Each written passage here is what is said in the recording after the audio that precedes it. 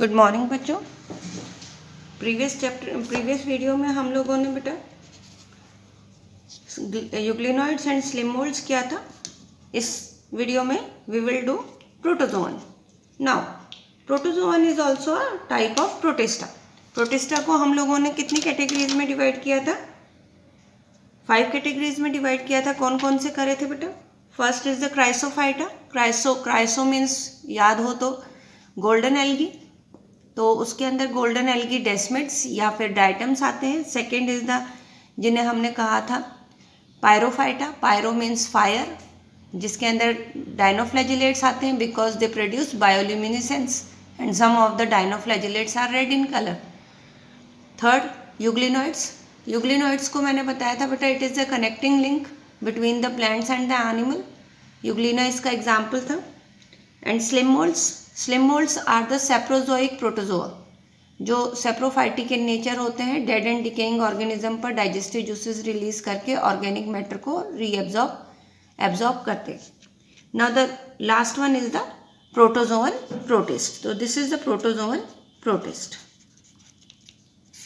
What are the characteristic feature of the protozoan protist? So the very first characteristic is that, as you know, that these are unicellular.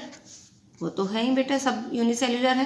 And second is the eukaryote, क्योंकि अगर any of the organism has to be protist then it should be unicellular and eukaryote. Second characteristic feature is कि unicellular है and eukaryote. All protozoans are heterotrophs. All protozoans are heterotrophs.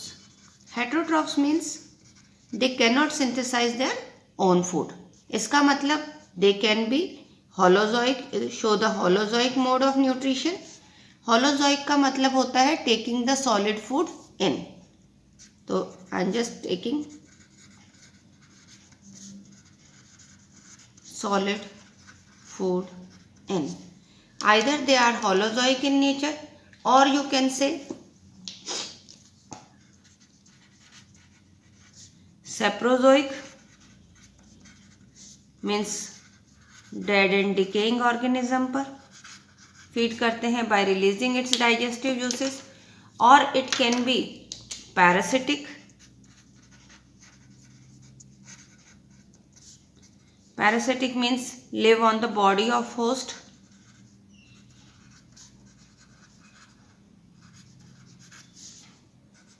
Host की body पर रहते हैं, derive nutrition, take shelter and in return harm them, तो उसको हम कहते हैं parasite. Some of the member are free living also. कुछ मेंबर फ्री लिविंग होते हैं but they take solid food, तो वही हॉलोजोइक के अंदर आ जाते हैं। Well some of the member show commensalism. Commensalism means when two organisms are living together, but you just study in the 12th standard कि किस तरह से commensalism जब शो करते हैं ऑर्गेनिज्म, तो उसके अंदर एक organism is get benefit while the other neither get benefit and nor get harm. तो this will I will explain you in the 12th standard कि commensalism में एक पॉजिटिव न्यूट्रल इंटरेक्शन होता है बेटा, जिसके अंदर एक ऑर्गेनिज्म को बेनिफिट मिलता है और दूसरे ऑर्गेनिज्म को ना तो उससे बेनिफिट मिलता और ना ही उससे हार्म होता। तो these are the certain characteristic feature of the protozoan. Now they can be further divided on the basis of their locomotory organ. तो means the protozoan can be divided on the basis of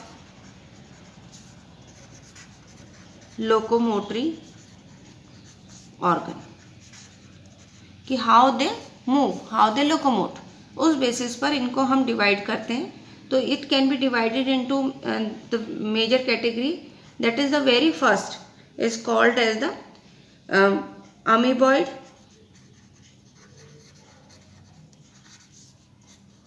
protozoan. The another name of the amoeboid protozoan are also called as Sarcodina. बेटा ये this you also have to mention in your notes कि amoeboid protozoa are also known as Sarcodina. अब इनके ऐसे locomotory organ किस तरह के हैं? तो these are having the pseudopodia. Pseudopodia आप लोगों ने पढ़ रखे हैं बेटा। स्यूडोपोडिया फॉल्स फीट किसके अंदर प्रेजेंट होते हैं? अमीबा के अंदर प्रेजेंट होते हैं। तो these are having the pseudopodia for the locomotory movement. Usually these organism, इनका हैबिटेट कहाँ है, क्या है? Habitat means the place where it lives. तो it lives in fresh water, marine water, marine मतलब सी, और मॉइस्ट सॉइल। कहाँ कहाँ प्रेजेंट हो सकते हैं? दे can be present in the fresh water, they can be present in the marine water, or they can be present in moist soil. Now how they move? They move with the help of pseudopodia. Move with the help of pseudopodia. अगर आप लोगों को amoeba का structure याद हो बेटा, तो इस तरह से हम इरेग्युलर शेप अमीबा का स्ट्रक्चर ड्रॉ करते हैं बेटा। लोअर क्लासेस में 10th क्लास में था कि how it captures the food. तो दीज आर द स्यूडोपोडिया, और by this it captures its food. Example means example एक तो अमीबा हो गया बेटा। इसका अमीबा क्या है बेटा? फ्री लिविंग है। अमीबा क्या है? Free living. सेकेंड एग्जाम्पल अगर हम इसका देखते हैं, किसका बेटा? अमीबॉइड प्रोटोजोआ का। तो सेकेंड एग्जाम्पल आता है बेटा एंट अमीबा। एंट अमीबा हिस्टोलिटिका।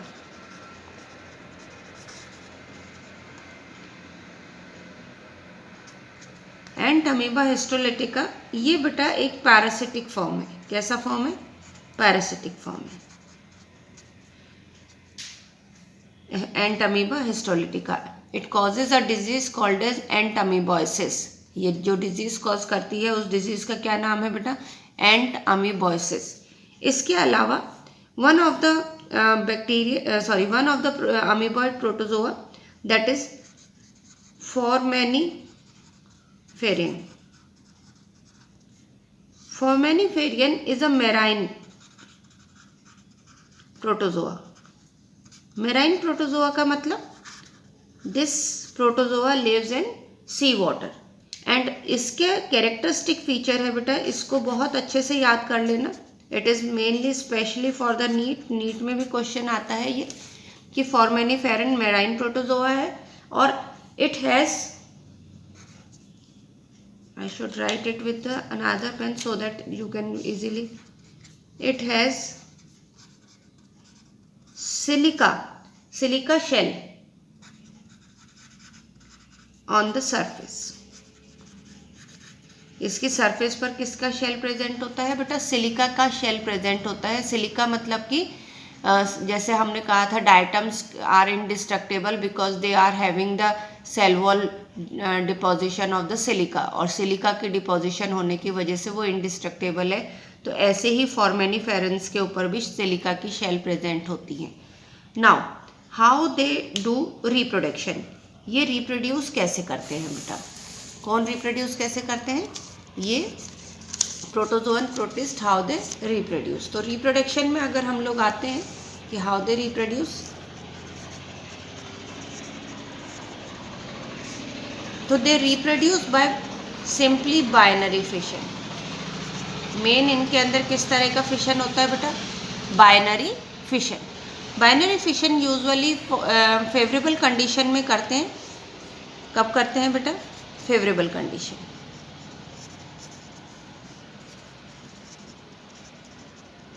जब अनफेवरेबल कंडीशन आती है, अनफेवरेबल कंडीशन आती है बेटा, तो अनफेवरेबल कंडीशन में it undergoes multiple fission.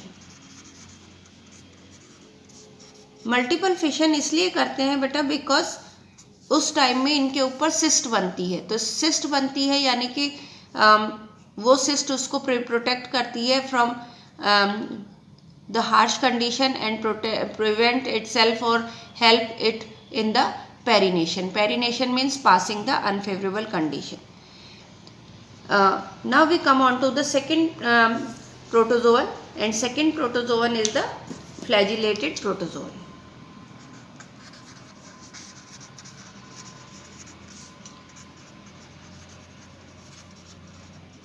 Flagellated protozoan as the name indicate, first है बेटा यूनिसेल्यूलर तो होंगे ही।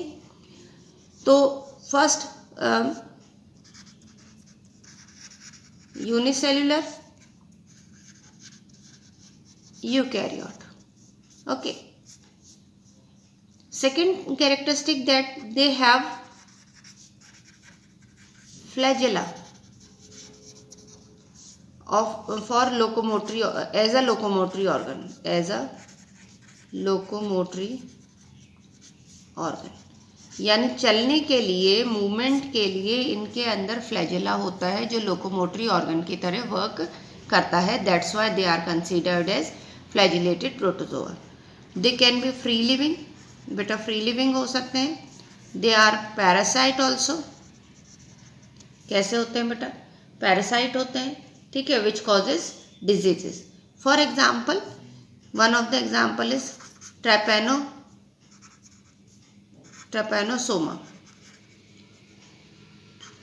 TRYPANOSOMA, trypanosoma. ट्रैपेनोसोमा जो ट्रैपेनोसोमा जो फ्लैजिलेटेड प्रोटोजोआ है, दैट कॉजेज स्लीपिंग सिकनेस। क्या कॉज करती है बेटा?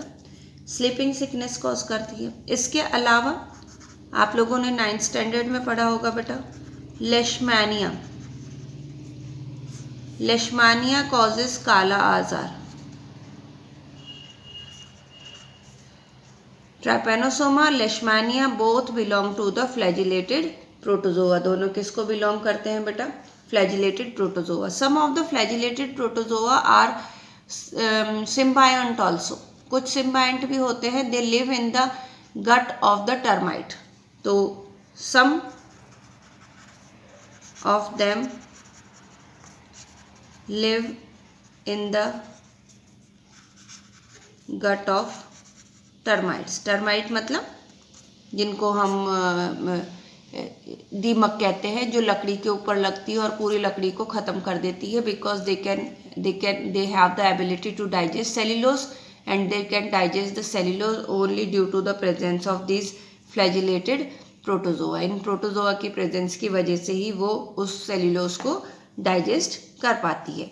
Now we come on to the next protozoa, that is the ciliated protozoa. तो थर्ड हमारा जो आता है वो आता है बेटा सीलिएटेड प्रोटोजोआ।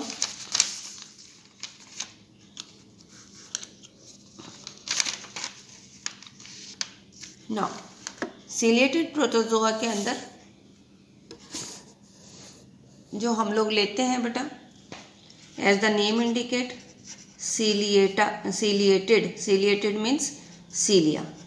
सीलिया और फ्लैजेला में क्या डिफरेंस बताया था बच्चे मैंने आप लोगों को?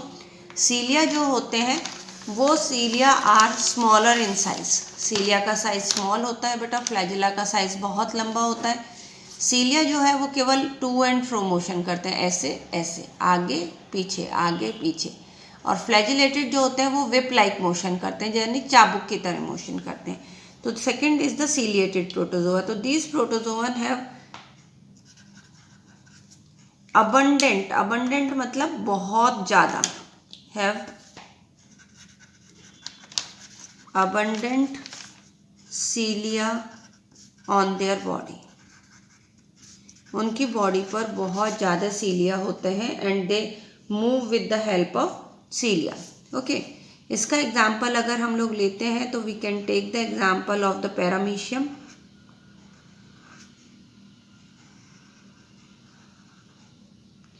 This is the structure of the paramecium, which contain very small size of the cilia present all over the body. That is, the thousands of cilia are present in its body. And now this is, it is called as gullet या cytopharynx, जहाँ से it takes food. It contain two nucleus, दो nuclei present होते हैं बेटा. One is macronucleus and second is micronucleus. Macronucleus is mainly responsible for doing all the physiological और metabolic activities को vegetative nucleus भी कहते हैं. And this small nucleus micronucleus it is mainly responsible for reproduction. इसके अलावा बेटा इनके पास में कॉन्ट्रेक्टाइल वैक्यूल प्रेजेंट होती है. तो they have the contractile vacuole. ये contractile vacuole I am just drawing like this कि धीरे धीरे इनके अंदर वाटर, मिनरल्स और एक्सक्रीटरी सब्सटेंस फिल होने लगता है, साइज इंक्रीज होता है and then it get fuse with this vacuole. तो ये इस वैक्यूल के साथ फ्यूज होके बिग साइज हो जाते हैं. तो there are two contractile vacuole, one at the anterior end and other at the posterior end. Okay, इस तरह से. तो ये स्ट्रक्चर हो जाता है बेटा किसका, पैरामीशियम का.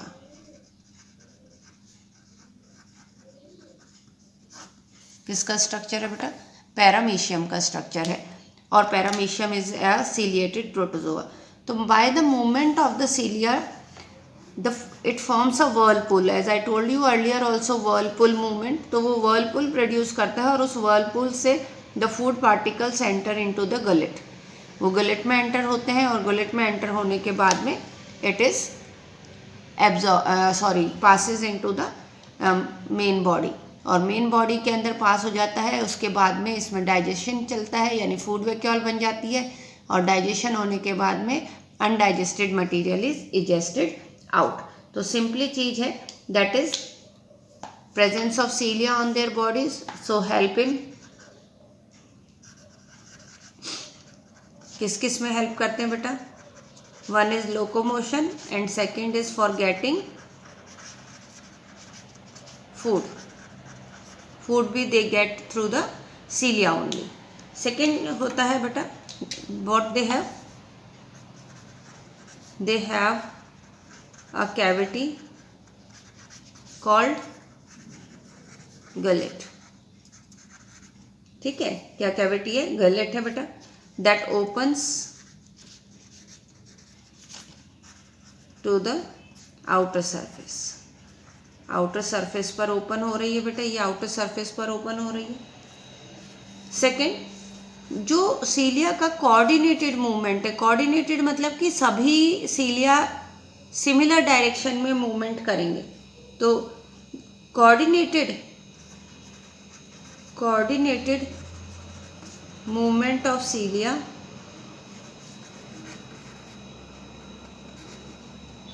helps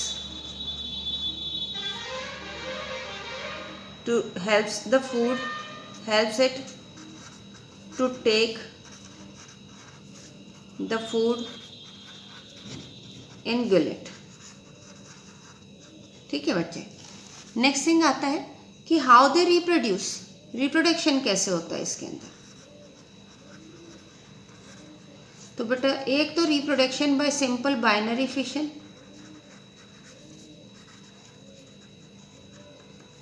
बाइनरी फिशन से ये डिवाइड करते हैं. इसके अलावा they also show sexual reproduction. Sexual reproduction show करते हैं और सेक्सुअल रिप्रोडक्शन के अंदर आता है बेटा conjugation. That you will study in the higher classes. Conjugation में माइक्रोन्यूक्लियस जो होता है उसका एक्सचेंज होता है. जब भी कोई मेल गैमेट और फीमेल गैमेट यानी दो डिफरेंट गैमेट्स का फ्यूज़न होता है तो उसको हम सेक्सुअल रिप्रोडक्शन कंसीडर करते हैं.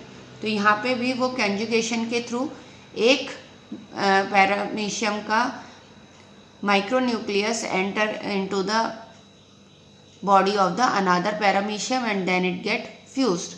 So that is the sexual reproduction. Example आपका बेटा आ गया इसमें paramecium. The last one is the sporozoan.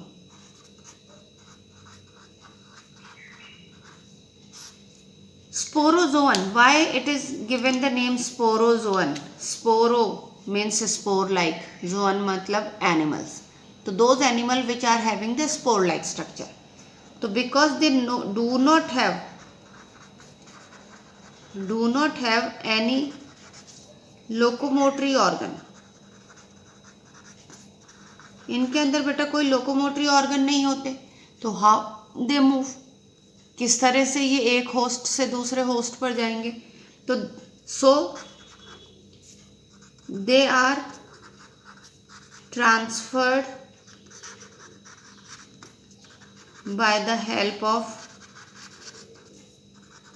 Spores they form. ये अपनी लाइफ टाइम में क्या बनाते हैं बेटा? स्पोर्स बनाते हैं, और इन स्पोर्स लाइक स्टेज की वजह से that causes the infection in the next new host के अंदर they can cause infection. Now the thing is that the best example of the sporozoan is the Plasmodium.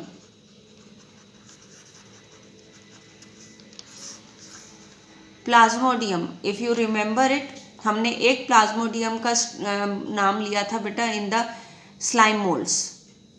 मैंने आपको बताया था कि जब फेवरेबल कंडीशन होती है स्लाइम मोल्ड्स के अंदर, तो सारे स्लाइम मोल्ड्स गेट एग्रीगेटेड, इकट्ठे हो जाते हैं, मल्टी न्यूक्लिएटेड कंडीशन बना देती है, and that is also called as the Plasmodium.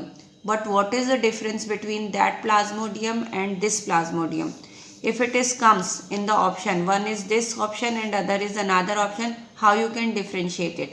Suppose one is written this option A plasmodium and option B is written like this plasmodium.